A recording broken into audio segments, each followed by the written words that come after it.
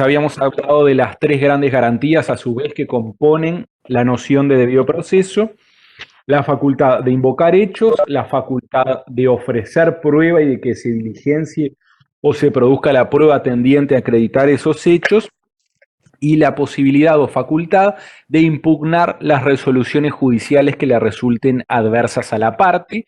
Y recuerden que habíamos hecho la diferenciación entre lo que es esta posibilidad de impugnar las resoluciones judiciales adversas en el proceso civil en sentido amplio, de lo que es esta facultad de impugnar las resoluciones judiciales adversas en el proceso penal. Habíamos hablado del proceso por faltas, habíamos hablado de la jurisprudencia de la Suprema Corte de Justicia, que con una integración desestimó la excepción de inconstitucionalidad opuesta contra la norma que preveía que el proceso de faltas tramitaba en instancia única, artículo 21, inciso 2 de la ley 19.120, y después la otra posición de la Suprema Corte de Justicia, que entendía que el proceso de faltas era estrictamente proceso penal, refería concretamente a derecho sancionatorio y por consiguiente ese proceso tenía que tener dos instancias.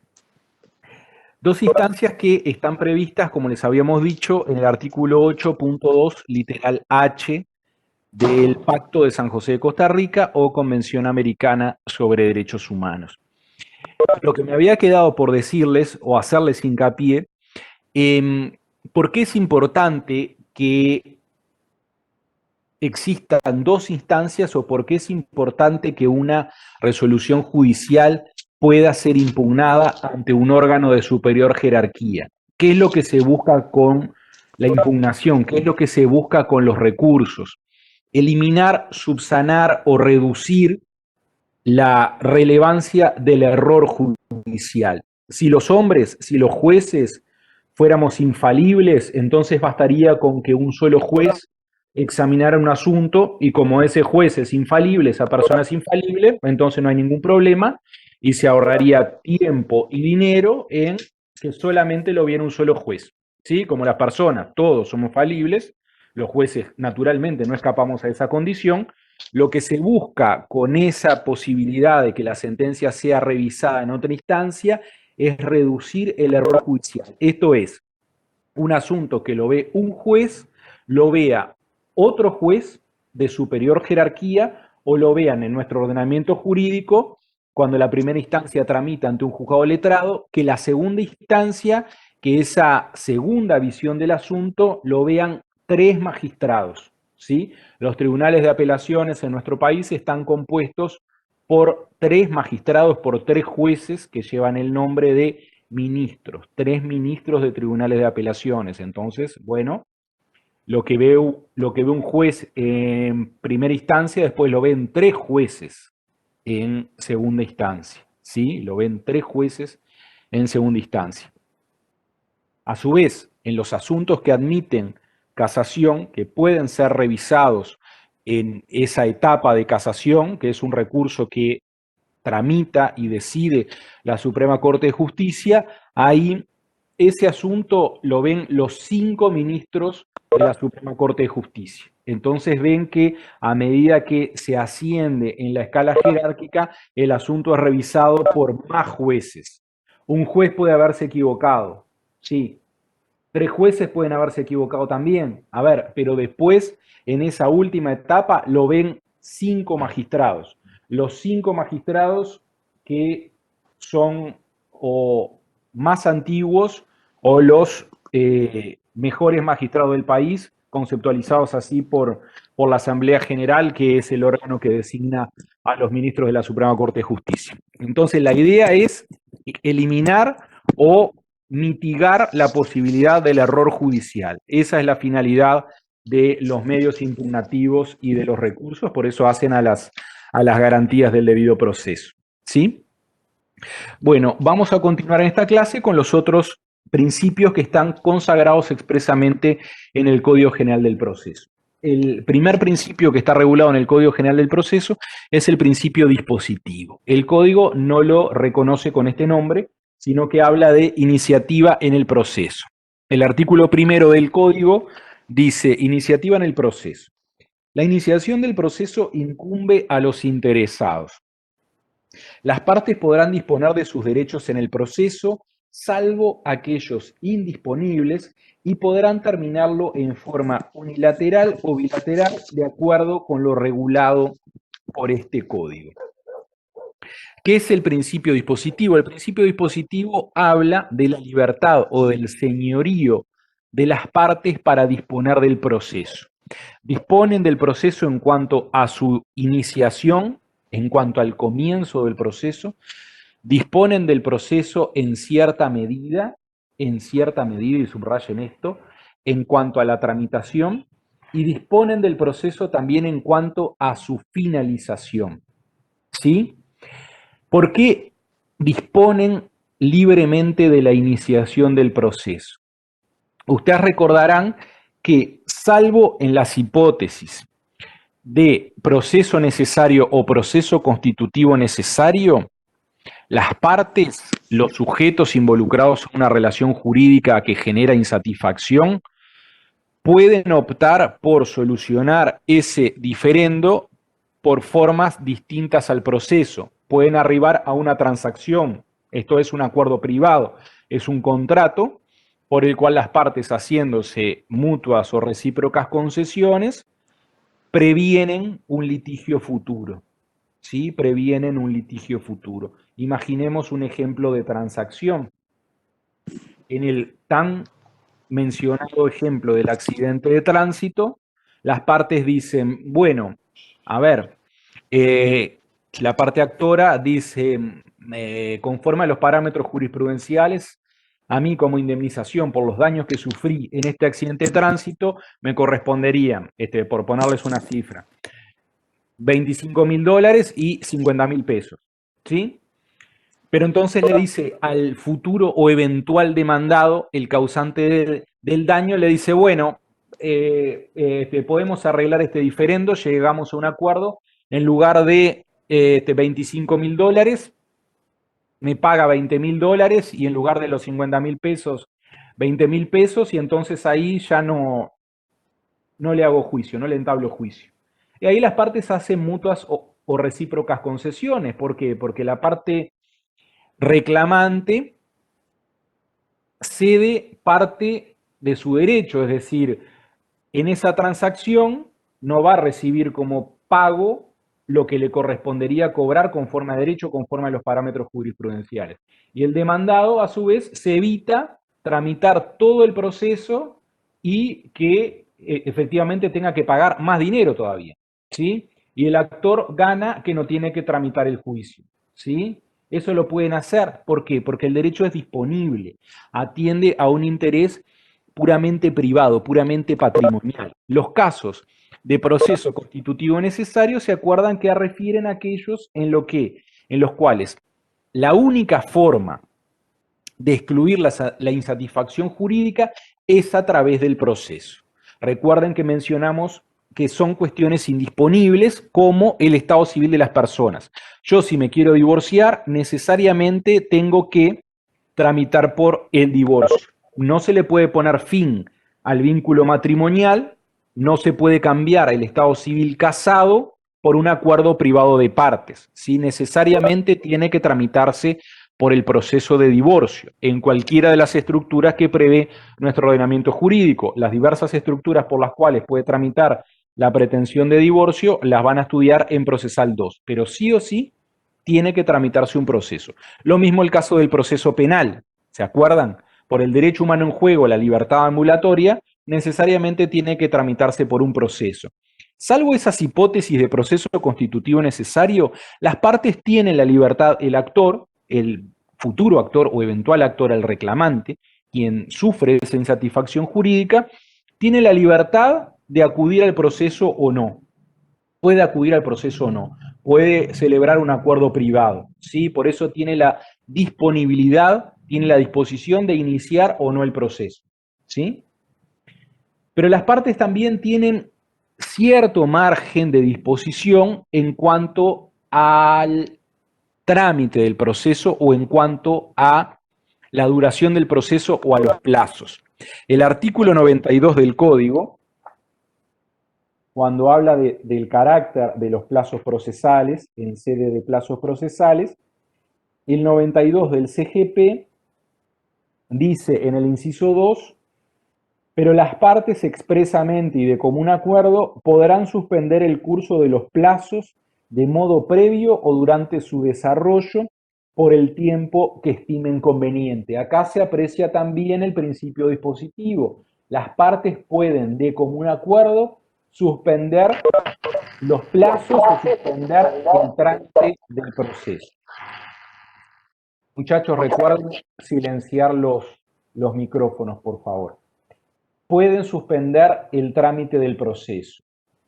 Ustedes dirán, pero a ver, ¿qué interés pueden tener en suspender los plazos o qué interés pueden tener en que el proceso demore más? Bueno, eso se ve con relativa frecuencia porque, por ejemplo, las partes pueden estar en tratativas, una vez inició el proceso, las partes pueden estar en tratativas para lograr un acuerdo, ¿sí? Para llegar a una transacción. Entonces, como las partes, sus abogados están negociando, están haciendo tratativas para llegar a un acuerdo, ¿sí? Entonces ahí piden la suspensión del proceso o la suspensión de un acto puntual del proceso. Imaginen que ya está convocada la audiencia preliminar. Entonces las partes están en tratativas, lo que pueden hacer es solicitar de común acuerdo, se presenta en un escrito conjunto, la petición para suspender la audiencia preliminar. ¿Sí? Puedes decir, bueno, que se suspenda la audiencia preliminar hasta que las partes presenten otro escrito o hasta que las partes presenten el escrito de transacción. ¿Sí?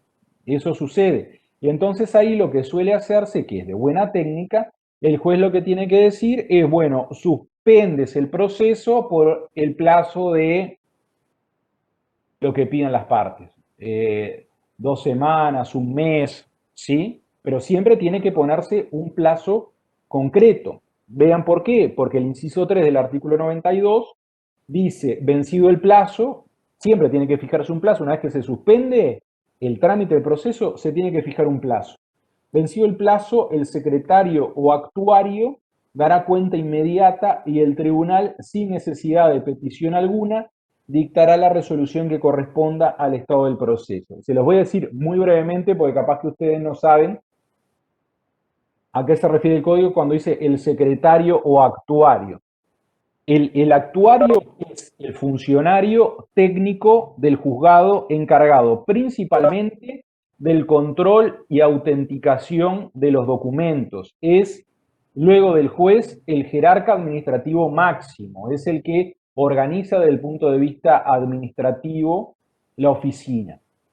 Ese actuario en los tribunales de apelaciones recibe como nombre secretario letrado del Tribunal de Apelaciones.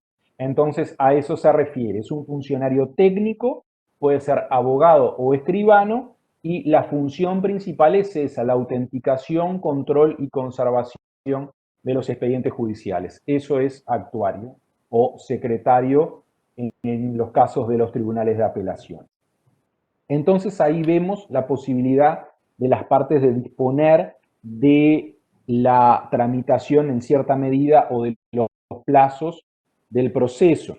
También lo vemos, que eso lo vamos a estudiar porque es una bolilla de nuestra asignatura, también lo vemos en los modos anómalos o extraordinarios de concluir el proceso cuando se habla del desistimiento. Artículos 226 a 232 del Código. Se puede desistir, la parte actora, el actor, puede desistir de la pretensión o puede desistir del proceso. ¿Sí? Puede desistir de la pretensión o puede desistir del proceso. Y ambas partes pueden desistir de la realización de actos procesales.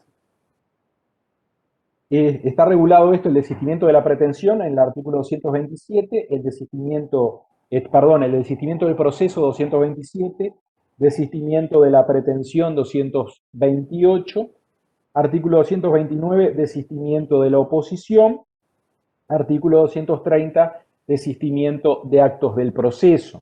Ahí también vemos esta posibilidad de las partes de disponer del proceso o de algunos actos particulares del proceso o de la pretensión. ¿Quién puede desistir de la pretensión? Esto es renunciar a la pretensión. ¿Quién la ejerce? El actor, la parte actora. ¿Qué implica que el actor desista a la pretensión? Que desista a la pretensión implica, es un acto unilateral, ¿sí? Solo basta la voluntad del actor para desistir de su pretensión, implica que el proceso se clausura, se archiva y que el actor jamás va a poder deducir esa pretensión, esa misma pretensión, en otro proceso. Es decir, pierde el derecho, renuncia a su derecho. El desistimiento del proceso es un acto bilateral. ¿Qué quiere decir? Quien desiste del proceso también es el actor, pero requiere, para que se perfeccione ese desistimiento del proceso, de la aquiescencia del demandado. ¿Sí? ¿Por qué? Porque la diferencia entre el desistimiento de la pretensión y el desistimiento del proceso es, en el desistimiento de la pretensión no requiere la voluntad del demandado para perfeccionar ese desistimiento porque pierde el derecho, ya no va a poder demandar más al sujeto con el cual entabló esa relación jurídica procesal. En cambio, con el desistimiento del proceso, lo que se hace es, se archiva el proceso, pero el actor va a poder, si así lo quiere, si así lo estima, va a poder promover esa misma demanda, va a poder deducir esa misma pretensión contra el demandado en otro proceso distinto. ¿Sí? Entonces, ¿por qué es un acto bilateral? Imaginemos que el actor presenta la demanda, ofrece determinadas pruebas y en el curso del proceso se da cuenta de que o la demanda la presentó de forma defectuosa o la actividad probatoria que desplegó fue ineficiente porque anticipa que no va a poder convencer al juez de la veracidad de sus dichos o que la defensa ensayada por el demandado es excelente y las pruebas que ofreció son abrumadoras. Y entonces imaginen si puede desistir del proceso por su sola voluntad. Entonces ahí desistiría del proceso, puede plantear la demanda nuevamente y en otro juicio mejora la demanda, la hace mejor, ofrece mejores pruebas y entonces ahí puede tener la posibilidad de ganar. El demandado, al ver eso, no va a estar interesado y va a decir, no, no, señor juez, yo no acepto el desistimiento, que se siga adelante hasta que sea definitiva. ¿Sí? Por eso es un acto bilateral del proceso por los efectos que tiene. Si se desiste del proceso, poder presentar esa misma demanda cuantas veces quiera. ¿Sí? Lo va a poder presentar nuevamente. El desistimiento de la pretensión, no. Entonces ahí como se beneficia el demandado, se beneficia definitivamente porque ya no va a poder ser enjuiciado por esos mismos hechos y por esa misma pretensión, entonces basta con que el actor desista a su pretensión, desista de su pretensión. ¿Sí? También el principio dispositivo implica que son las partes quienes disponen, quienes allegan, quienes aportan al proceso los hechos y las pruebas. Los hechos y las pruebas son determinantes en el proceso. ¿Por qué? Porque van a marcar la decisión del tribunal. El tribunal, el juez, va a decidir sobre los hechos invocados por las partes y sobre las pruebas ofrecidas por las partes. Tiene iniciativa probatoria, nuestro Código General de Proceso la reconoce iniciativa probatoria al tribunal, lo vamos a estudiar bien cuando veamos el módulo de prueba. Pero en principio, sobre las pruebas que se va a pronunciar el juez es sobre las que ofrezcan, sobre las que presenten, sobre cuyo diligenciamiento las partes hayan solicitado expresamente, hayan pedido expresamente que se diligencien determinadas pruebas. Por eso entonces ahí se marca el carácter dispositivo del proceso, ¿sí? No es un proceso inquisitivo. ¿Se acuerdan ustedes de la clase pasada que hablábamos de del dinamismo y de la bifrontalidad de los principios procesales? ¿Se acuerdan que marcamos la diferencia entre el principio inquisitivo que dominaba etapas cruciales del proceso penal regido por el CPP 1980 y como contrapartida el principio acusatorio es el que rige en el proceso penal 2017? ¿Sí? ¿Por qué? Porque es el fiscal quien aporta los hechos, quien investiga y quien ofrece la prueba. Bueno, el principio dispositivo en materia procesal civil es el opuesto al principio inquisitivo. El principio inquisitivo, que no hay actualmente en los ordenamientos jurídicos procesales contemporáneos, principio inquisitivo neto en los procesos civiles, sería el juez el que allega los hechos al proceso o tiene una marcada actividad probatoria que suple a la actividad probatoria de las partes. Por eso, el principio dispositivo, que es el que rige en nuestro CGP, marca que son las partes quienes aportan los hechos y las pruebas al proceso. ¿Sí? Sin la actividad del actor promoviendo el proceso, entonces no hay proceso. Esto se expresa en aforismos latinos como nemo iudex sine actore. ¿Qué quiere decir esto? No hay juez sin actor. Nemo iudex sine actore, o no hay juicio sin actor. Y ne procedat iudex ex officio o ex officio. ¿Qué quiere decir? Que no procede, no actúa el juez de oficio. Tiene que estar a la iniciativa de las partes. ¿Sí? Necesariamente tiene que estar a la iniciativa de las partes.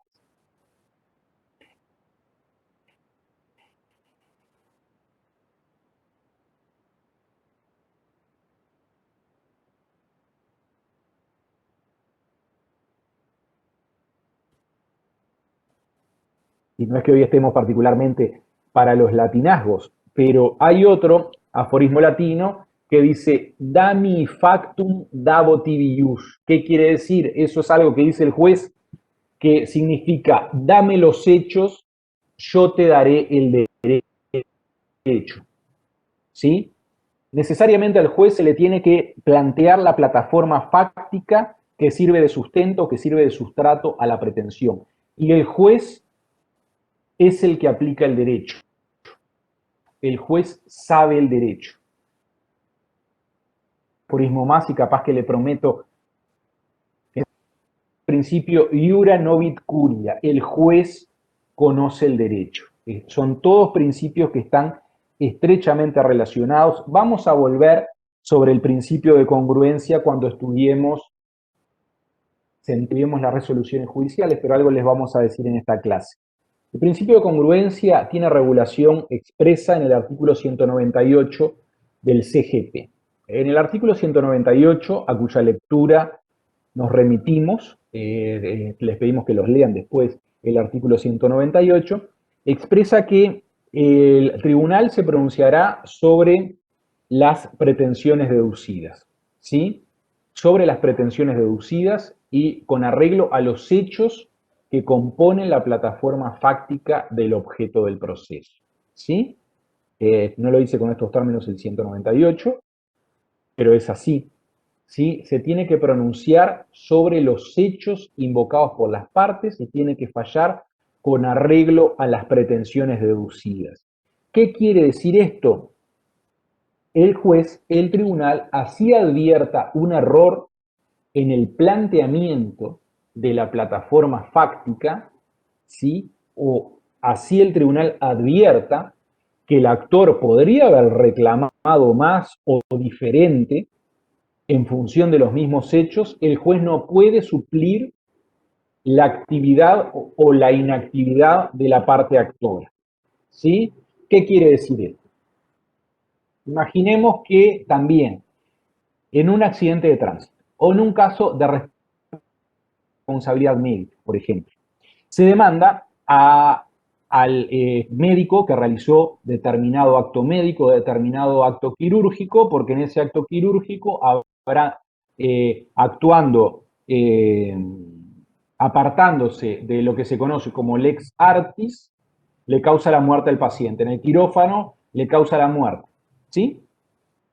Ahí entonces los familiares de ese fallecido presentan una demanda contra el médico y contra la mutualista en la cual trabajó el médico y con la cual había una relación contractual con el occiso, con el fallecido, ¿sí?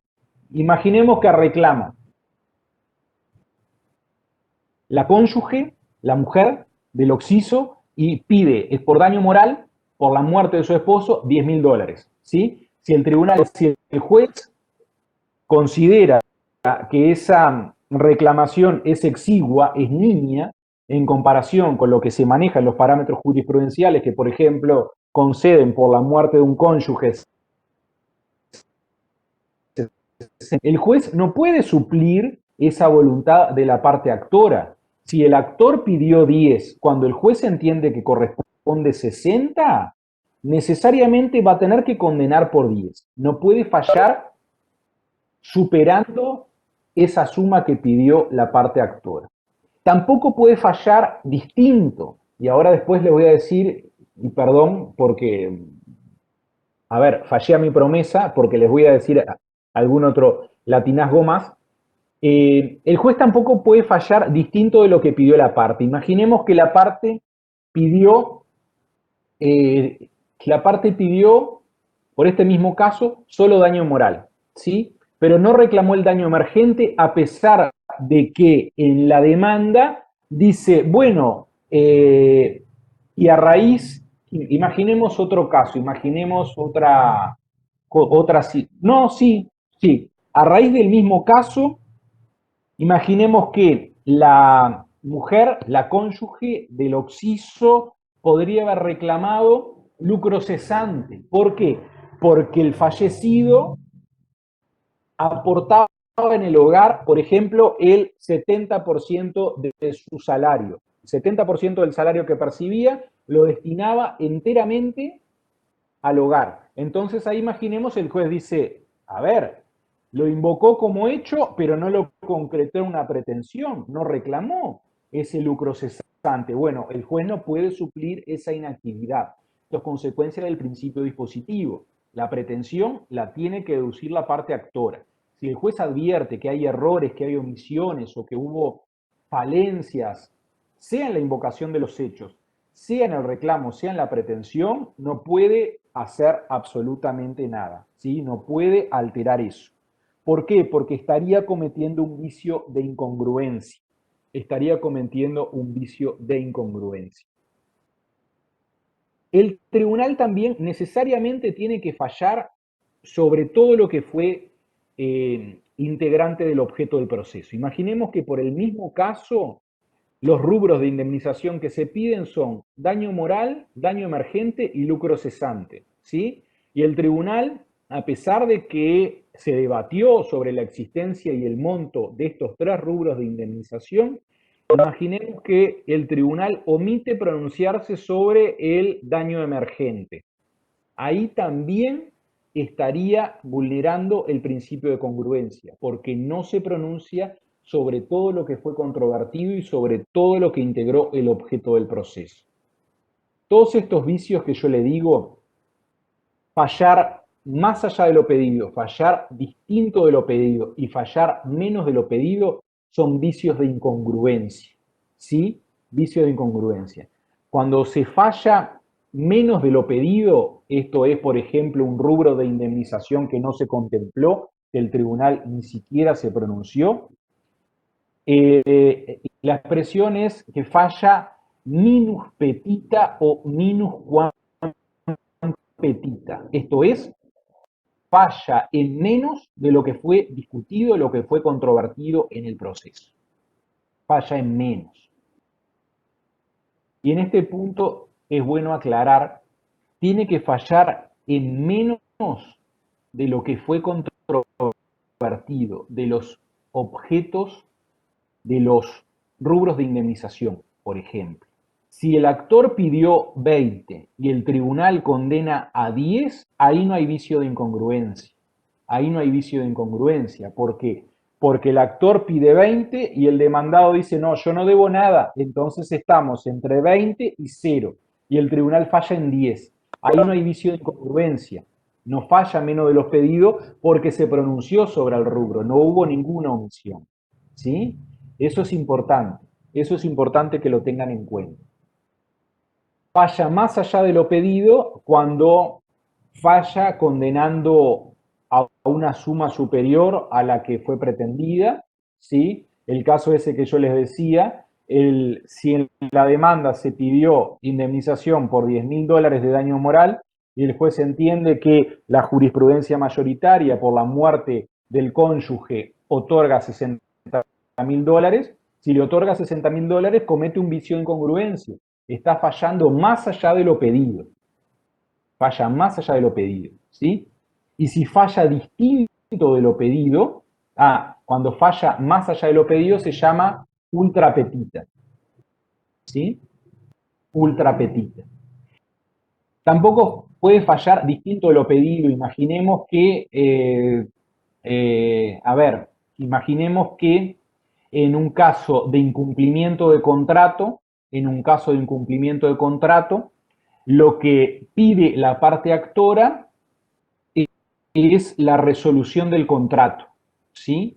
Es el fin del contrato, la resolución del contrato. El juez no puede condenar a la ejecución forzada de ese contrato. Ahí estaría fallando distinto de lo pedido. Eso es un vicio de incongruencia por fallar extra petita. Falla distinto de lo pedido. Si por el incumplimiento de contrato el actor pide la resolución, ya no tiene interés en que el contrato perviva en el mundo jurídico, el juez no puede condenar a la ejecución forzada del contrato, a que el deudor cumpla coactivamente con las obligaciones impuestas por ese contrato. Si lo hace, comete un vicio de incongruencia y falla extra petita. ¿Sí? Ese es el principio de congruencia, estrechamente relacionado con el principio dispositivo. ¿Sí? Quienes marcan la pretensión, quienes definen el objeto del proceso, quien marca la pretensión es el actor. El actor invoca los hechos y ofrece la prueba. Y quienes delimitan el objeto del proceso son el actor y el demandado, con la acción y con la excepción. Lo vimos en situaciones jurídicas procesales. Quienes marcan el objeto del proceso es el actor con la pretensión y el demandado al contestar la demanda, ¿sí? Al oponerse a esa pretensión, ahí queda delimitado, luego se va a fijar formalmente en la audiencia preliminar, pero ahí queda delineado el objeto del proceso. El juez no puede apartarse de eso, no puede apartarse de eso. Eso es el principio dispositivo. Las partes disponen del proceso, disponen de los hechos y disponen de la prueba. En el artículo 257 del CGP también se ve nítidamente cuando el código habla de las facultades del tribunal de alzada, que estrictamente no lo son. Si ustedes recuerdan las clases de situaciones jurídicas procesales, el código, en estricto rigor técnico, debería decir poderes deberes del tribunal de alzada. ¿Sí? No son facultades, son poderes deberes del tribunal de alzada. El tribunal de alzada, necesariamente el tribunal que entienda en segundo grado o en segunda instancia, sea un tribunal unipersonal o sea un tribunal colegiado, va a estar delimitada su actuación por los agravios invocados por las partes. Va a estar delimitada su actuación por los agravios invocados por las partes. El tribunal tiene que pronunciarse sobre los agravios que invocaron las partes. ¿Qué son los agravios? Es la expresión de los puntos que les resultaron adversos a la parte, los puntos adversos de la sentencia y las discrepancias concretas que la parte tiene con esa sentencia que está recurriendo. Esos son los agravios. El tribunal, por más que vea otros errores en la sentencia que está revisando, el tribunal no va a poder analizar esos errores ni va a poder revocar la sentencia en función de esos errores que no fueron invocados por la parte recurrente como agravio. ¿Sí? No lo va a poder hacer. Si lo hace, incurre en un vicio de incongruencia. ¿Sí? Necesariamente tiene que pronunciarse sobre los agravios invocados por las partes. Hay excepciones, ¿sí? Hay excepciones porque hay determinadas hipótesis en que el tribunal de oficio pueda relevar determinadas cuestiones como la ausencia de presupuestos procesales o nulidades absolutas. Ahí sí el tribunal lo puede hacer de oficio, ¿sí? Porque hacen en rigor a la válida constitución de la relación jurídica procesal, pero son excepciones. Vamos a leer el 257 como para que lo puedan apreciar mejor. El 257 del Código dice: facultades del Tribunal de Alzada. El tribunal que conoce el recurso de apelación no podrá modificar en perjuicio de la parte apelante el contenido de la resolución impugnada, salvo que la contraria hubiere recurrido en forma principal o adhesiva. El tribunal no podrá decidir sobre puntos no propuestos al tribunal de primera instancia. No obstante, deberá resolver sobre los intereses, daños y perjuicios u otras cuestiones derivadas de hechos posteriores a la sentencia de primera instancia. El tribunal podrá decidir sobre puntos omitidos en la sentencia de primera instancia, aunque no se hubieran deducido los recursos previstos por el artículo 244, siempre que en los agravios se solicitare el respectivo pronunciamiento. Y aquí vienen aquellos extremos sobre los cuales puede y debe pronunciarse el tribunal, aunque no haya habido agravio de las partes. 257.4. El tribunal, al pronunciarse sobre el recurso de apelación, debe examinar en forma previa si en el escrito introductivo al recurso no se ha hecho valer la nulidad de la sentencia o de los actos de la primera instancia, procediendo en su caso conforme con lo dispuesto en la sección 7, capítulo 1 del título 6 de este código. De manera entonces que cuando el tribunal advierte una nulidad absoluta, aunque la parte no la haya invocado, aunque la parte recurrente no la haya invocado, necesariamente tiene que relevarla de oficio. Imaginemos un caso de nulidad absoluta que el tribunal releva de oficio. Imaginemos que el tribunal, al examinar el expediente, el Tribunal de Apelaciones, al examinar el expediente, aprecia que una diligencia de prueba, que necesariamente tiene que ser presidida y dirigida por el tribunal, no lo fue. ¿Sí? Para no ponerles un caso extremo, porque eso sería hasta un error inexcusable del juez, sería un caso muy burdo, de que el juez no dirija la audiencia, sino que en la audiencia esté un funcionario administrativo y el juez no esté. Imaginemos una hipótesis que no es de laboratorio, porque sí se ha visto. Imaginemos que una diligencia de prueba que se cumple fuera de la sede judicial, como es una inspección judicial, ¿sí? La inspección judicial la haga el receptor del juez. ¿Qué es una inspección judicial? Imaginemos que en el caso del accidente de tránsito, la parte actora, la parte demandada dice, bueno, sí, yo no respeté el cartel de pare, pero no respeté el cartel de pare porque el cartel de pare no se ve, el cartel de pare está tapado por las ramas de un árbol. Yo, demandado, invoco ese hecho. Para acreditar eso, digo, bueno, y yo solicito la inspección judicial de la esquina del accidente. ¿Qué implica eso? Que el juez, acompañado por las partes y por los abogados de las partes, se constituye en la esquina en que ocurrió el siniestro y aprecia con sus sentidos, con su vista, aprecia si es cierto lo que efectivamente dice el demandado, que el cartel de pare está, pero el cartel de pare no lo vio porque hay ramas que lo tapan. Pero imaginemos que esa diligencia que necesariamente tiene que ser presidida por el tribunal se la delega a su receptor, ¿sí? Esa audiencia es nula absolutamente, esa prueba es nula absolutamente. Y como tal, el tribunal de alzada lo puede relevar de oficio aunque no haya habido agravio. A eso se refiere esta posibilidad de que hay determinadas cuestiones que aunque no haya sido invocado como agravio, el tribunal lo puede relevar de oficio. ¿Sí? ¿Se entendió el principio dispositivo? El principio de congruencia.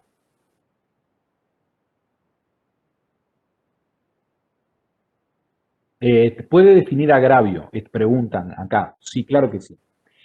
El agravio es para tener legitimación, para impugnar una resolución, la parte tiene que haber sufrido y tiene que haber invocado un agravio. Necesariamente. Necesariamente. 242 del CGP. Legitimación para impugnar. Tiene legitimación para impugnar las resoluciones judiciales, las partes, entre las cuales se entienden incluidos los terceros intervinientes en el proceso, los sucesores y demás sujetos alcanzados por la sentencia. Artículo 218,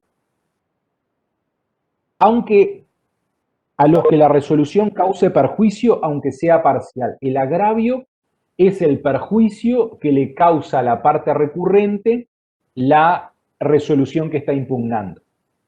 Ese es el agravio, ¿sí? El agravio es ese, el perjuicio que le causa a la parte.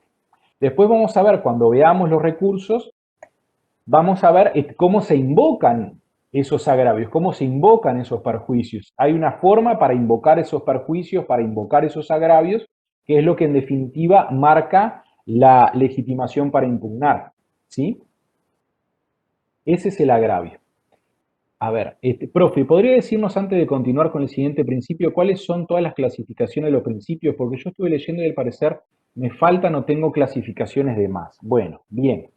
La clase anterior les habíamos dicho que las clasificaciones sirven en cuanto sean útiles. Y las clasificaciones, ustedes van a poder encontrar tantas clasificaciones como autores hayan escrito sobre el tema.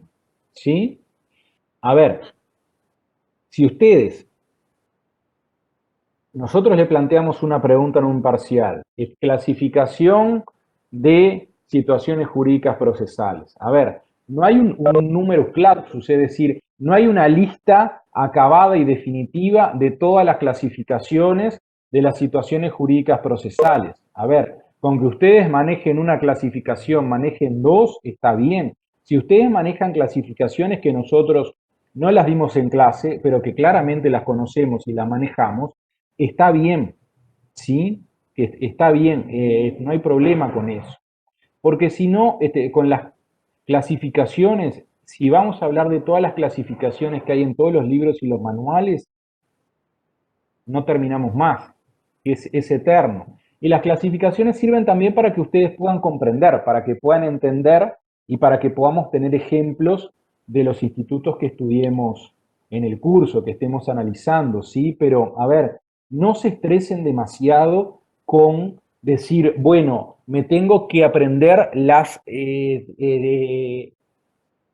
40 clasificaciones de situaciones jurídicas, que me tengo que aprender de memoria todas las teorías sobre la naturaleza jurídica del proceso, de memoria, todas, absolutamente. No, no se estresen demasiado con eso, ¿sí? No se estresen demasiado con eso porque, a ver, no vale la pena que se enfoquen o que se centralicen demasiado en eso, ¿sí? Gustavo.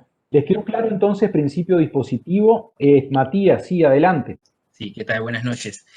Simplemente volviendo sobre un ejemplo que vos señalabas en cuanto a la fijación del objeto del proceso, la incidencia que tiene este principio, el principio dispositivo, cómo juega con el tema que habíamos dado en las clases pasadas en cuanto a las situaciones jurídicas procesales.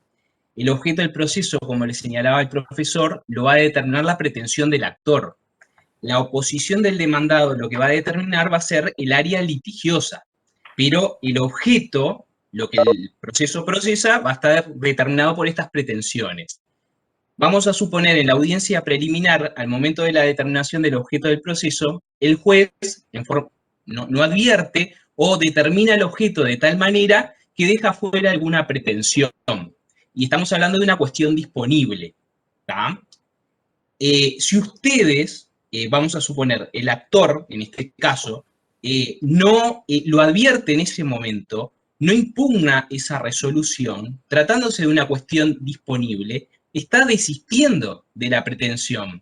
Por más que en su requisitoria, en su demanda, en el petitorio, él reclamó A, B, C, y el juez en el objeto determinó A y B y C quedó afuera. Si ustedes, por un mecanismo que lo vamos a estudiar, que es la preclusión, de que el proceso avanza por etapas y ustedes no pueden volver atrás, si no lo advierten ahí, Después, por más que el juez falle sobre A y B y ustedes habían reclamado C, no lo van a poder hacer. Y de hecho, si el juez falla sobre A, B y C porque lo pidieron, pero no integró el objeto del proceso, la contraparte se va a poder agraviar y decir, no, el actor tenía la carga en la instancia correspondiente de impugnar esa resolución. No la hizo, desistió de esa pretensión. Si usted falla sobre esa pretensión, que si bien la pidió, pero no estuvo incluida en el objeto del proceso, usted está fallando, está vulnerando el principio de congruencia.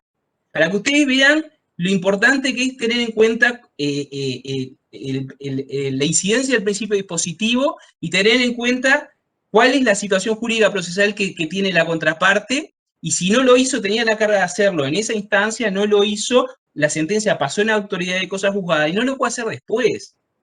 Entonces se dan cuenta cómo todos los conceptos empiezan a engranar. ¿Sí? Solo eso, Gustavo, gracias. Perfecto, Matías, gracias a vos. Bueno, entonces podemos pasar al principio siguiente. Si les quedan dudas, a ver, como les decimos siempre, lo reiteramos, lo plantean en los foros de dudas que se lo contestamos con gusto, ¿sí? Dirección del proceso, el principio de dirección. El artículo 2 del Código dice: la dirección del proceso está confiada al tribunal, el que la ejercerá de acuerdo con las disposiciones de este Código.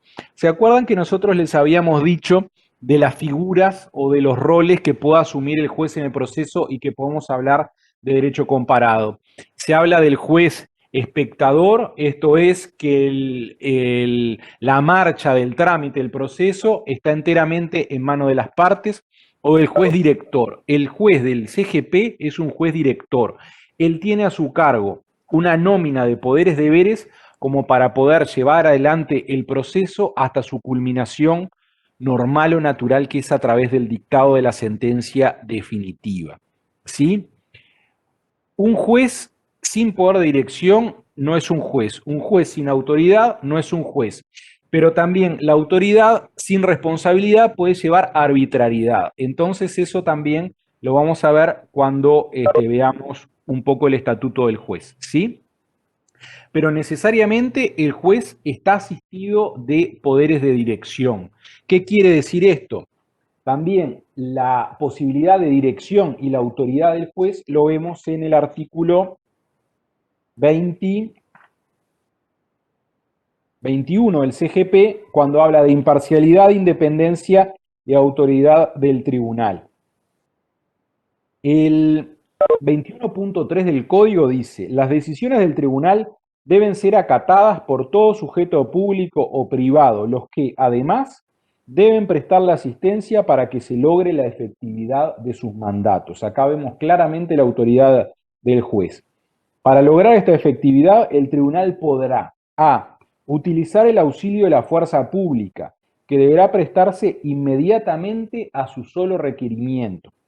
B. Imponer compulsiones o combinaciones, sean económicas, bajo forma de multas periódicas, sean personales, bajo forma de arresto, dentro de los límites prefijados por la ley y abreviando la conducción forzada o el arresto.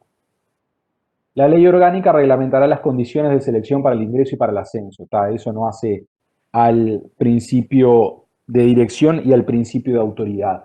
También vemos la autoridad reflejada o consagrada en el artículo 4 de la LOT, la Ley Orgánica de la Judicatura y Organización de los Tribunales, Ley 15.750. El artículo 4 de la LOT dice: para hacer ejecutar sus sentencias y para practicar los demás actos que decreten, pueden los tribunales requerir de las demás autoridades el concurso de la fuerza pública que de ellas dependa, o los otros medios de acción conducentes de que dispongan. La autoridad requerida debe prestar su concurso sin que le corresponda calificar el fundamento con que se le pide, ni la justicia o legalidad de la sentencia, decreto u orden que se trata de ejecutar. Esto hace el principio de autoridad. ¿Sí? ¿Qué quiere decir esto? Y esto después, estos límites a la obediencia de la autoridad o de la fuerza pública se vieron regulados un poco mejor, aunque surge de todo el ordenamiento jurídico, y del ordenamiento constitucional los límites a la autoridad de los jueces, pero la Ley Orgánica Policial 18.315 dispuso, no me acuerdo ahora puntualmente de memoria el artículo, pero que la policía o el policía puede rehusarse a cumplir una orden cuando ésta sea manifiestamente ilegal o contraria a los derechos humanos. Manifiestamente ilegal o contraria a los derechos humanos. ¿Sí? Esto está refiriendo al mando y a la disciplina dentro del instituto policial, pero también aplica a las órdenes de los jueces.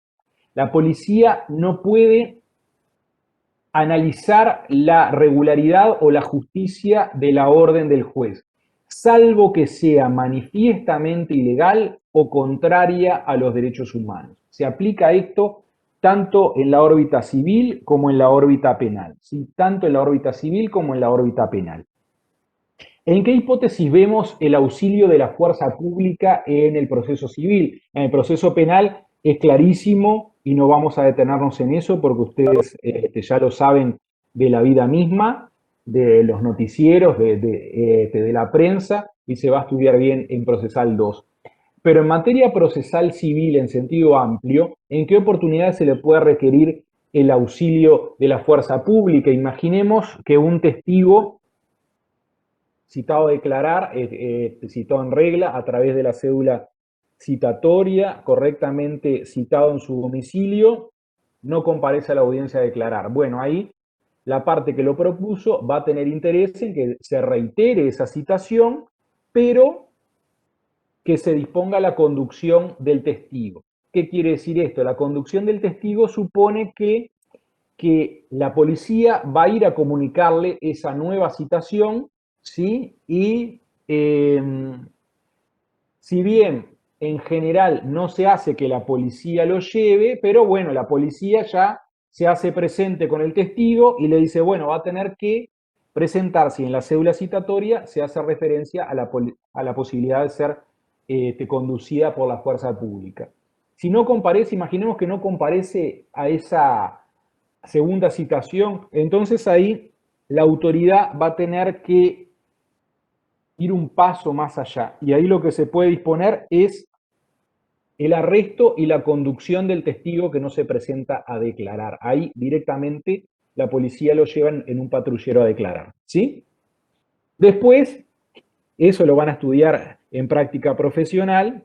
A ver, no es una estrategia del todo conveniente, si se quiere, para la parte, porque va a ser un testigo hostil, claramente va a ser un testigo hostil, no va a ir muy contento ese testigo, pero bueno, vemos acá la manifestación clara del principio de dirección y del principio de autoridad. Se le puede requerir el auxilio de la fuerza pública y esta no va a poder discutir o cuestionar la justicia de la decisión o la regularidad de la decisión. Imaginemos, ahí la policía no puede decir, no, pero a ver, esto es un disparate, por un juicio civil que nosotros tengamos que llevar en el patrullero a esta pobre señora, sacarla del trabajo para llevarla. No, de ninguna manera, no, la policía no puede hacer eso.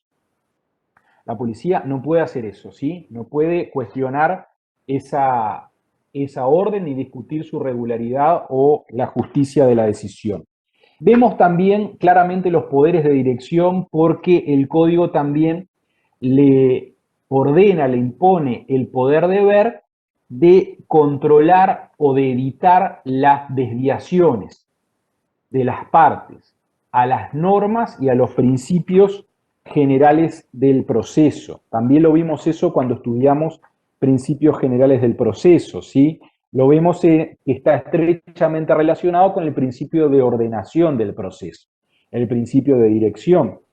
El principio de ordenación, primo hermano del principio de dirección, está referido en el artículo 6 del CGP, cuando dice el tribunal deberá tomar a petición de parte o de oficio todas las medidas necesarias que resulten de la ley o de sus poderes de dirección para prevenir o sancionar cualquier acción u omisión contrarias al orden o a los principios del proceso. ¿Sí? Acá tenemos claramente marcado una manifestación o un principio consecuencial del principio de dirección, el principio de ordenación del proceso. ¿Sí? El principio de impulso procesal, que está regulado en el artículo 3 del Código, también guarda íntima vinculación con el principio de dirección. El principio de impulso procesal dice: promovido el proceso, el tribunal tomará de oficio las medidas tendientes a evitar su paralización y adelantar su trámite con la mayor celeridad posible. También en estrecha vinculación con el principio de dirección, ¿sí? Con el principio de dirección. El artículo 4 habla de la igualdad procesal. El tribunal deberá mantener la igualdad de las partes en el proceso, ¿sí? La igualdad de las partes en el proceso es corolario del principio del derecho a la igualdad que está reconocido en la Constitución de la República, está reconocido en nuestra Constitución.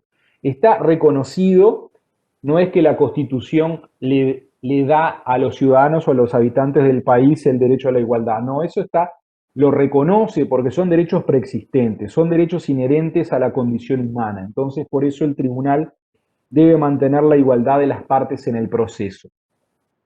¿Se acuerdan que nosotros hablamos de la igualdad en el proceso cuando mencionamos dos disposiciones de la Ley de Proceso Laboral 18.572 que como consagraban soluciones claramente disímiles para la parte actora y para la parte demandada con relación a dos etapas puntuales, que eran a la no comparecencia en la audiencia preliminar y a los requisitos para apelar la sentencia definitiva por afectación del principio de igualdad, esas normas fueron declaradas inconstitucionales por la Suprema Corte de Justicia. El tribunal lo que tiene que hacer es velar por esa igualdad, tiene que respetar todas las etapas todas las etapas o todos las facultades que le reconoce el código a las partes, lo tiene que respetar y tiene que reconocerle y darle a las partes las posibilidades de defensa consagradas en el código. Simplemente lo tiene que reconocer. Vendría a ser como una suerte como de mandato negativo. No tiene que atentar contra esa igualdad. Tiene que respetarla y tiene que seguir los lineamientos previstos en el ordenamiento jurídico, que son normas legales que reconocen justamente esa igualdad de las partes. El artículo 5 del Código habla de buena fe, lealtad y colaboración procesal. Ustedes, al leer los manuales, al leer los libros que están incluidos en la bibliografía, van a ver que los autores clásicos italianos dicen que el proceso ya no se concibe con la incorporación o el reconocimiento del principio de buena fe y de moralidad en el proceso ya no se concibe como una arena para la lucha en la cual las partes pueden usar cualquier ardido, cualquier artilugio para vencer en el proceso, sino que tienen que actuar con veracidad y buena fe. La buena fe y la veracidad en la realización de los actos procesales está referido en el artículo 63 del Código. El artículo 63 habla de los requisitos de los actos procesales. Vean que el Código dice: además de los requisitos que en cada caso se establezcan, los actos deberán ser lícitos, pertinentes y útiles. Habrán de ser realizados con veracidad y buena fe y tener por causa un interés legítimo. ¿A qué refiere esto? A que el proceso fue concebido por el legislador y más en un plano superior por el constituyente y por la sociedad como un medio para lograr la paz social, ¿sí? Para lograr la pacífica solución de los conflictos, no para que se utilice de mala fe o para fines espurios o para fines ilegítimos. A esto refiere el artículo 63 y a esto refiere el artículo 5 del Código General del Proceso. El CGP, el artículo 5 dice: buena fe, lealtad y colaboración procesal. Las partes, sus representantes o asistentes y en general todos los partícipes del proceso ajustarán su conducta a la dignidad de la justicia, al respeto que se deben los litigantes y a la lealtad y buena fe. Los sujetos del proceso deberán actuar con veracidad y brindar la máxima colaboración para la realización de todos los actos procesales. Artículo 142. El incumplimiento de este deber tendrá las consecuencias previstas en cada caso por la ley. El tribunal deberá impedir el fraude procesal, la colusión y cualquier otra conducta ilícita o dilatoria. ¿Sí? El artículo 688 del Código Civil refiere con carácter general a lo que se conoce como condenaciones causídicas. También está referido en el artículo 56 del Código General del Proceso. Al dictar sentencia definitiva, y esto también está recogido en el artículo 198 del Código, al dictar sentencia definitiva, el juez, el tribunal, necesariamente tiene que pronunciarse sobre y la actuación de las partes no merece una condena procesal especial o si sí merece una condena procesal específica. El 6 del Código dice, condenación impondrá condenación en costas, especial condenación, según corresponda con arreglo a lo 188 del Código Civil. Y acá a continuación vienen qué se considera por costas y qué se considera por costo. Costas son los tributos, el pago de la vicésima, así como los honorarios de los peritos, depositarios, tasadores y demás auxiliares del tribunal, así como todo otro gasto necesario debidamente acreditado. Se consideran costos los honorarios de los abogados y de los procuradores. Si el tribunal, al dictar la sentencia definitiva, considera que una de las partes litigó con malicia temeraria o con notoria malicia que merece la nota de temeridad, ahí habrá de imponer condena en costas y costos. Si considera que actuó con culpable ligereza, ahí impondrá condena en costas. Esto es probable que ya lo hayan estudiado ustedes cuando estudiaron el primer curso de privado 1, de derecho privado, ¿sí? Entonces ahí el tribunal aprecia la conducta procesal de las partes al momento de dictar sentencia definitiva. Si considera que las partes actuaron en la creencia de estar asistidas de razón, ahí dictará sea la condena o sea el desistimiento de la pretensión sin especial condena procesal, ¿sí? También en materia de declaración de inconstitucionalidad de las leyes, que es un proceso que van a estudiar en el curso de procesal segundo, artículo 523 del Código.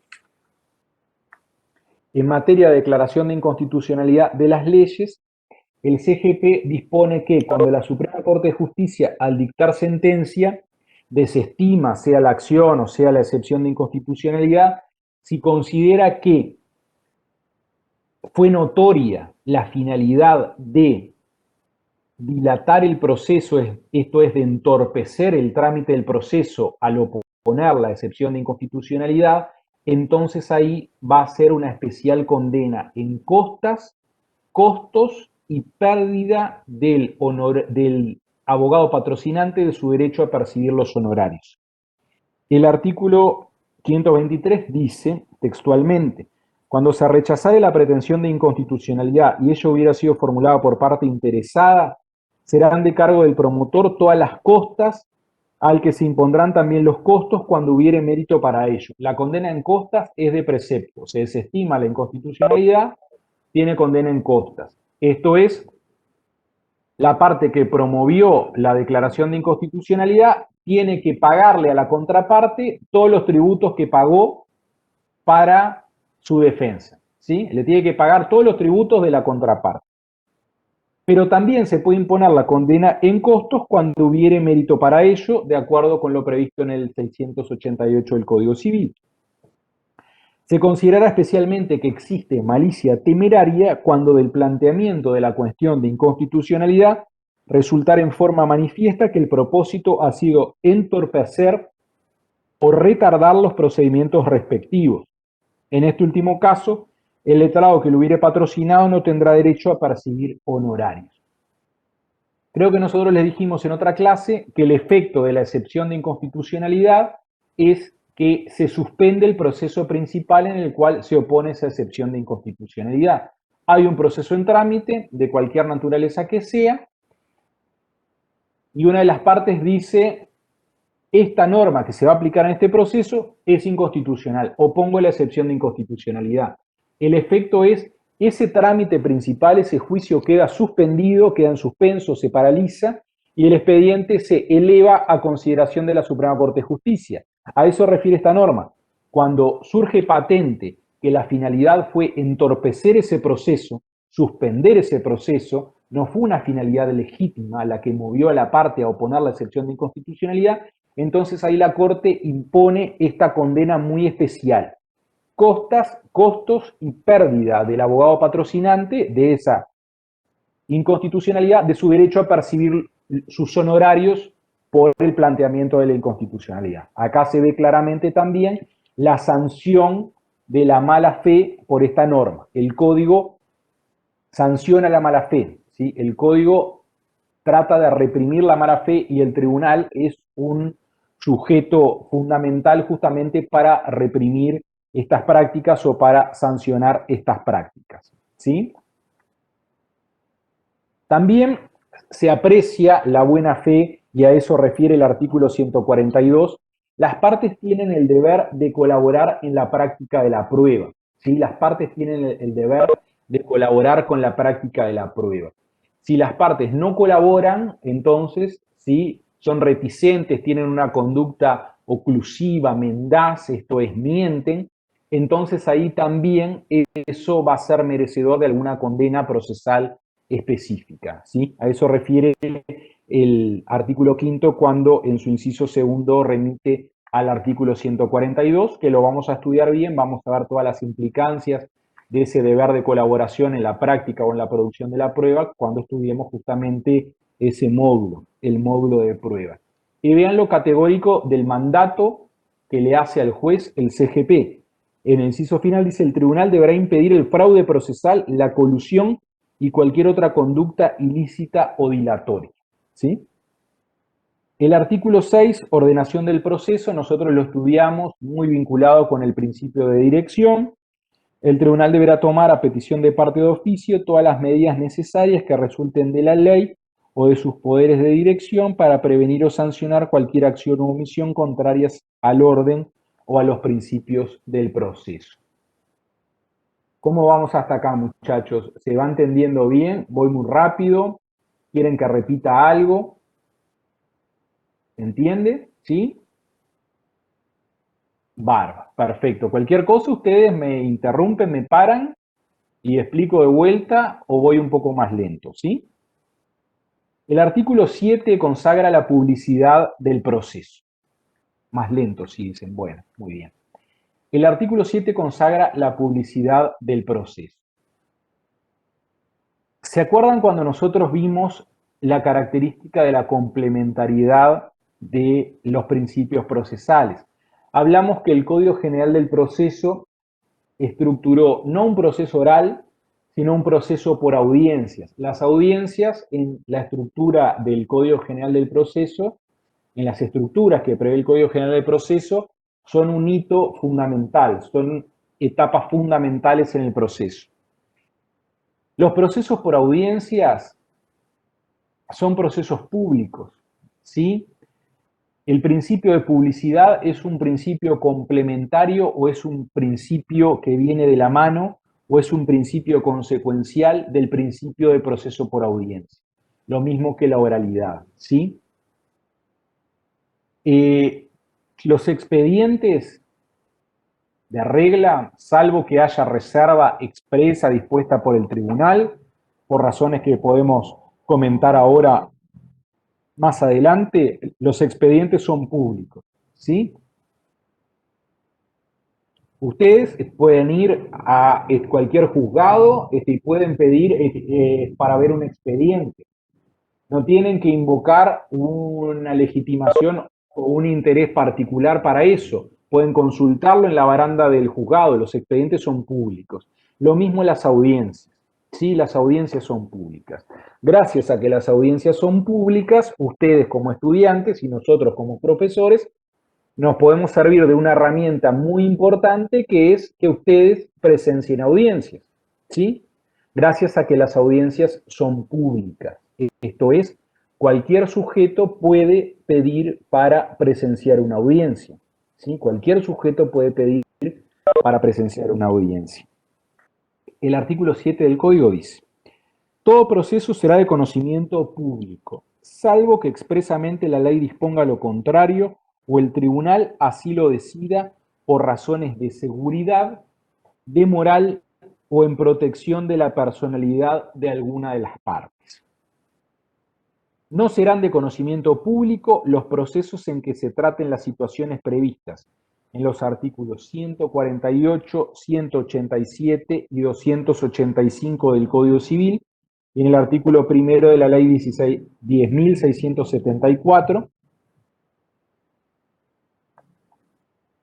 modificado por el artículo tanto, etcétera, ¿sí?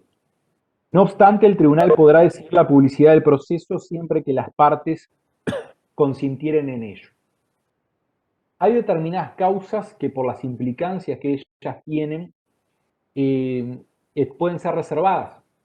Cuestiones relativas al estado civil de las personas, cuestiones relativas a procesos de familia, que estas normas refieren también, entre otras situaciones, por ejemplo, un proceso en el que se decide la pérdida de la patria potestad de uno de los progenitores respecto de uno de sus hijos, procesos de divorcio, ¿sí?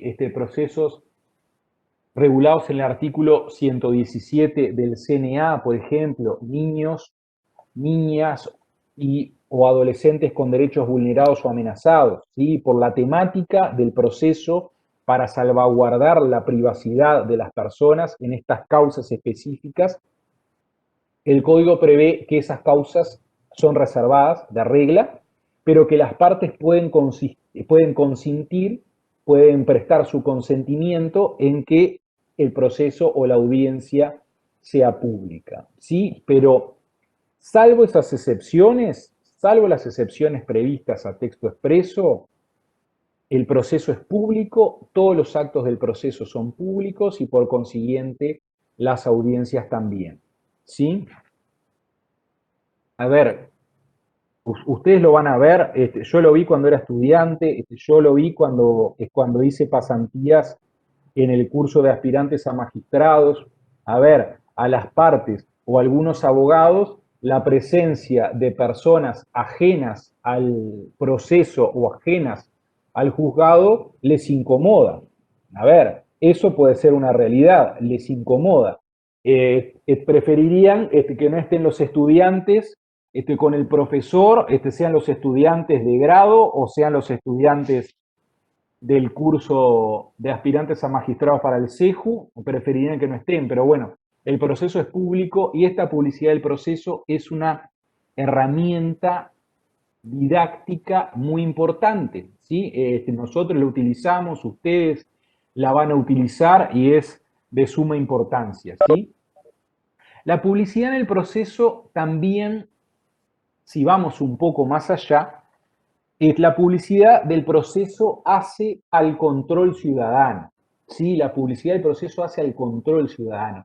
Es importante que el proceso civil sea público, claro que lo es. Mucho más es importante que el proceso penal sea público y en eso avanzó el Código del Proceso Penal 2017. Couture, hablando de la publicidad del proceso, citando a Mirabeau, dice: no le temo a los jueces, ni a los más abyectos, ni a los más depravados, si es que su justicia la hacen delante del pueblo. ¿Sí? Vean esto, no le temo a los jueces de ningún tipo, si es que su justicia la hacen delante del pueblo. ¿Por qué? Porque la sociedad, la ciudadanía es el mejor control para la actividad judicial, es el mejor control para la actividad judicial. Y en el proceso penal, eso es clarísimo, en el proceso penal eso es clarísimo. No se ha visto, porque bueno, los procesos, los juicios penales que suscitan más atención o la atención prioritaria de la prensa justamente son procesos penales en los cuales por los delitos cometidos, por determinadas características o condiciones de las víctimas, necesariamente no pueden ser públicos, no puede acceder la prensa a las audiencias. Imaginemos la prensa en las audiencias registrando con la cámara en el caso de la Operación Océano. Claramente no se puede. Yo me acuerdo que cuando se estaba discutiendo sobre la publicidad del proceso penal, había promotores y había detractores, como en todos los temas, ¿sí? Pero también se preveía una suerte de avalancha de la prensa a todas las audiencias, ¿sí? De los procesos penales, cosa que no pasó. Como no pasó con el CGP, tampoco pasó con el CPP 2017, ¿sí? Pero también justo es reconocer por esa circunstancia. A ver, los casos más notorios, más sonados, que suscitan más interés en la prensa, justamente son aquellos en que públicos no pueden ser necesariamente, porque no se puede someter a las víctimas a que se conozca su identidad, o porque esa misma publicidad puede ser de alguna manera algún obstáculo para el avance de las investigaciones, ¿sí? Pero bueno, justamente esos procesos que son los que más suscitan la atención de la prensa, porque son los que más suscitan la atención de la ciudadanía en general, justo esos no se le da mucha publicidad. Eh, eh, Poder Judicial, para revisar esos expedientes, a ver, voy a ir al chat. Claro, actualmente también podemos ingresar a la página del Poder Judicial para revisar esos expedientes, también, sí. En aras de esta publicidad, existe una página, si lo ponen en cualquier buscador, consulta de expedientes judiciales, ahí les va a dar el link, ahí ustedes ponen el número de IUE, que es, la sigla es Identificación Única de Expedientes, ahí ponen el número de la IUE y entonces ahí le marca los movimientos del expediente. Se hacen clic a números de resoluciones judiciales, decretos de mero trámite generalmente, ahí ven los decretos de mero trámite, ¿sí? El presidente de la República puede pedir que sea privada, ¿no? No sé a qué se refiere con el presidente de la República, si puede pedir que sea privada, no sé. Algún caso puntual, dicen. No. Supongo, Gustavo, que hacían Sí. referencia a la reserva. Le señalaba que si el presidente, persona física, puede tener un asunto personal y en ese caso es como cualquier parte. Ahora, lo que se puede demandar puede ser parte en un proceso presidencia de la República. No confundan el soporte del órgano, que es la persona física, con el órgano presidencia. Si el presidente de la República, fulano de tal, tiene un asunto personal, va a actuar como cualquier parte. Claro, imaginemos nosotros que el presidente de la República esté conduciendo su vehículo particular, protagoniza un accidente y es demandado, ¿sí? Entonces, a ver, el expediente ese que nada tiene que ver con su función, con su cargo, ni con su investidura como presidente de la República, a ver, como pedir la reserva del expediente lo puede pedir. De ahí a que se haga lugar, hay un trecho muy grande. Hay un trecho muy grande, porque ahí va a comparecer como un ciudadano más que es demandado por una causa que nada tiene que ver ni con su rol ni con su investidura como presidente de la República. Entonces ahí yo me pongo en el lugar del juez y no había una causa de justificación para ordenar la reserva. No habría una causa de justificación. La reserva se da por condiciones objetivas, por cuestiones objetivas que hacen a la causa o a la naturaleza de la causa o para proteger intereses superiores. En el caso es el accidente de tránsito, no habría un interés superior que proteger, entonces no, eso no depende ni de la jerarquía ni del cargo de la persona que es parte en el proceso. No, eso no. Eso no puede ser una causa de justificación para disponer la reserva del proceso, ¿sí? El artículo 8 refiere a la inmediación procesal. También la inmediación procesal es corolario del proceso por audiencias. El proceso por audiencias es un proceso en el que existe inmediación. La inmediación es la reunión, ¿sí? La reunión de los sujetos del proceso. Es ese contacto directo entre actor, demandado y tribunal. Es el contacto directo del tribunal con los elementos objetivos y subjetivos del proceso. La presencia del tribunal, la inmediación. Es lo que se conoce como, fue el título de un congreso hace muchos años, en 1976, por una justicia con rostro humano. ¿Qué quiere decir esto? Ahí las partes, los abogados, se encuentran cara a cara con el juez, ven quién es que los está juzgando, ¿sí? La publicidad y la inmediación también se considera un instrumento a favor o un instrumento para la buena fe y para la moralidad en el proceso. ¿Por qué?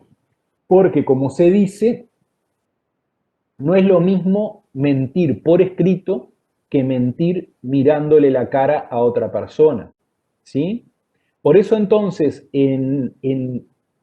con la inmediación que se aprecia nítidamente en las audiencias, ahí se ve, ahí se aprecia la inmediación, se dice que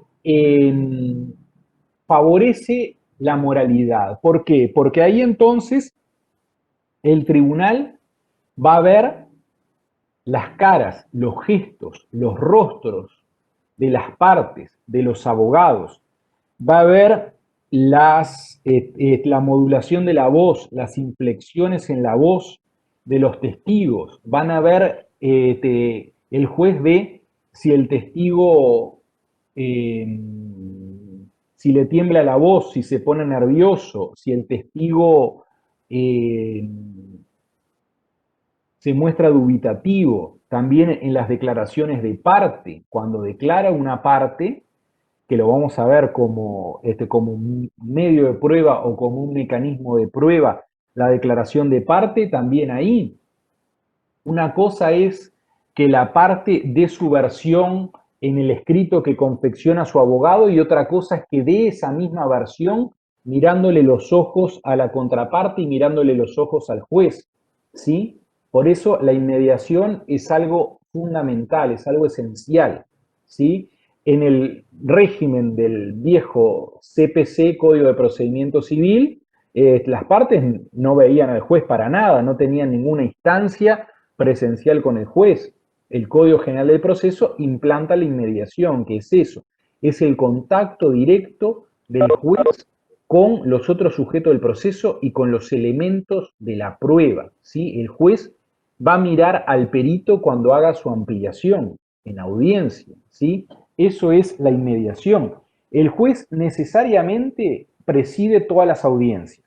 Estas audiencias, estos actos procesales complejos donde se reúnen los sujetos del proceso, son presididas por el juez.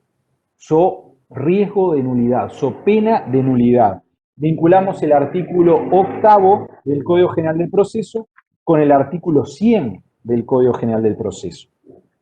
El artículo 8 dice, tanto las audiencias como las diligencias de prueba que así lo permitan, recuerden lo que les había dicho de la inspección judicial, deben realizarse por el tribunal, no pudiendo éste delegarlas, so pena de nulidad absoluta, salvo cuando la diligencia debe celebrarse en territorio distinto al de su competencia o en los casos expresamente previstos por la ley.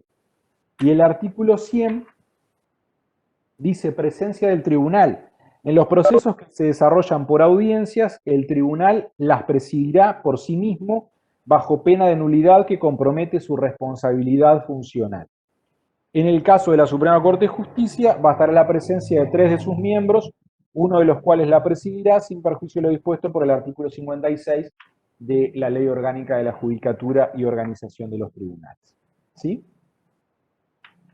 El artículo 9 habla de la pronta y eficiente administración de justicia.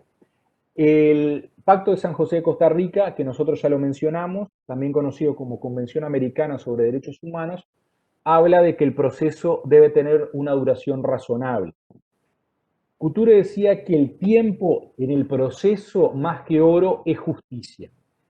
De nada sirve una solución, una sentencia acertada si esa solución es tardía, si no llega a tiempo. De nada sirve. Eso importa, eso implica la denegación de la justicia o una decisión injusta por la propia tardanza en la resolución del asunto.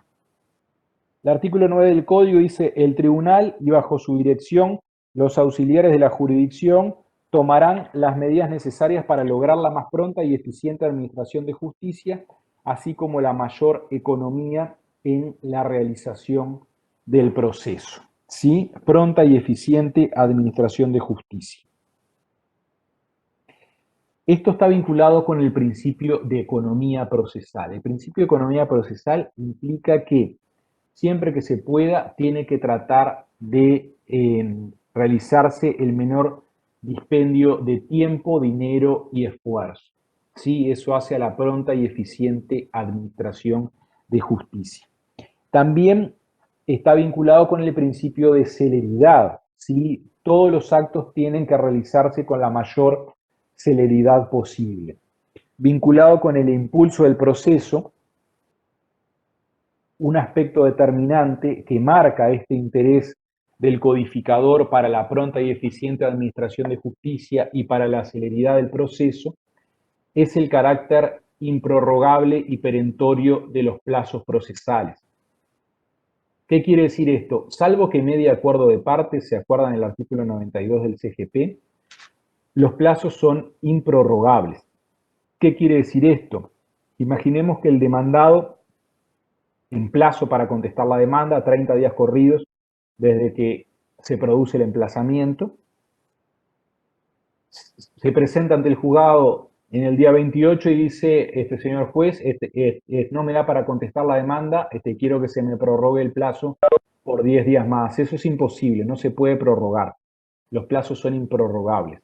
¿Qué quiere decir que los plazos son perentorios? Que el plazo fenece, esto es la facultad de poder realizar el acto procesal para el cual se consagra el plazo, la facultad fenece por el solo vencimiento de ese plazo. Antes, en el régimen del CPC, lo que ocurría era que tenía que operar el instituto que se llamaba declaración de rebeldía. Vamos a ponerlo con un ejemplo. En el régimen del CPC, imaginemos con el plazo de 30 días para contestar la demanda, si el plazo no fuera perentorio, ¿sí? Y si en el día, al finalizar el día 30, la parte actora no dijera: bueno, operó el plazo de prescripción, por consiguiente el demandado ya no va a poder contestar la demanda. Eso lo tendría que hacer si el plazo no fuera perentorio. Pero como el plazo es perentorio, el solo vencimiento del plazo ya determina que muera la facultad procesal del demandado para contestar la demanda sin que se necesite un acto concreto del actor acusando esa situación. Esto es, el actor no tiene que presentarse al día 31 y decir: bueno, señor juez, el plazo para contestar la demanda venció, por lo que el demandado no puede contestar la demanda. Si el plazo no fuera perentorio y el actor no se hubiese dado cuenta que el plazo venció y el tribunal tampoco, el demandado podría ir al día 32 y contestar la demanda sin problema. Eso no lo puede hacer porque el plazo es perentorio. A eso refiere la perentoriedad de los plazos procesales. Ya estamos en hora, nos pasamos un par de minutos. La próxima clase vamos a terminar rápidamente con los principios de concentración. De la mano vamos a estudiar los principios de precaución y eventualidad y vamos a hablar del artículo 11 que habla de la tutela judicial efectiva, derecho al proceso y a la tutela jurisdiccional efectiva, y después continuamos con el tema que sigue, que me parece que es, me parece que viene el tema de partes, de las partes, ¿sí? Así que bueno, entonces continuamos con esos dos principios, la clase próxima y vamos de lleno con el tema que está asignado para la próxima clase. Bueno, les deseo que descansen, que tengan un buen fin de semana y nos encontramos el lunes. Que pasen muy bien.